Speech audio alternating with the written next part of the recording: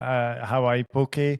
So how did you decide to go for that? Of course, you mentioned a little bit more tangible, but then yeah, food.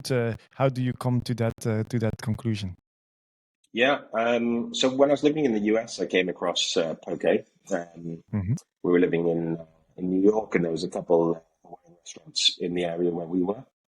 Poke wasn't on the menu there as we have it today, or as it's grown around the world over the last sort of 7 or 8 years. There was typically a starter, and it was just local fish of the day, Hmm. marinated and served on with some rice, Hmm. sort of family style on the table. Hmm. And then we started to see, particularly in LA, the shift from poke sort of transitioning to more of a gourmet salad. Hmm. So we were looking, me and my partners at the time, we were looking at what would be the right fit for Sweden at that time. And our focus, even before thinking specifically poke, the focus for us was really more on being takeaway first. And that was where we saw the opportunity, and that's what was missing from the market. Hmm. So once we sort of realized that, then we thought, well, what's the best product for this?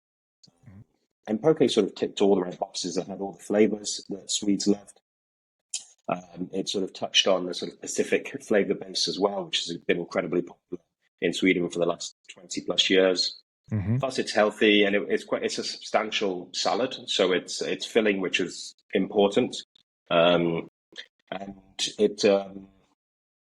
it was growing also around the world. It was picking up a lot of press, so they had a trend factor to it as well, which is really important. There's only so much buzz you can create yourself around the quality of the product. You have to also get people to understand it, particularly when it's a Hmm. new concept Hmm. and it's a new dish that not many people know about. If you have people from other areas or media talking about it, then we're doing some of that education for us alongside that journey. Of course, yeah, yeah.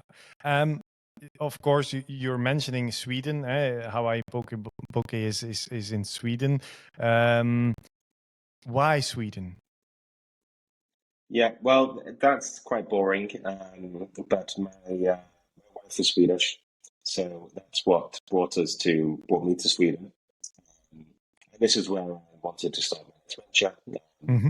So that's what brought us here. Really, it was nothing to do with can I go to Sweden and sell more salmon to the Swedes. It wasn't that. No, no. So it was a love story there. But when you were, let's say, conceptualizing the chain or the restaurant, you were still in the United States, I guess. Um, No, I was here. you were already Yeah, moved. so I Okay. was already in Stockholm. I think I was already here for around close to a year.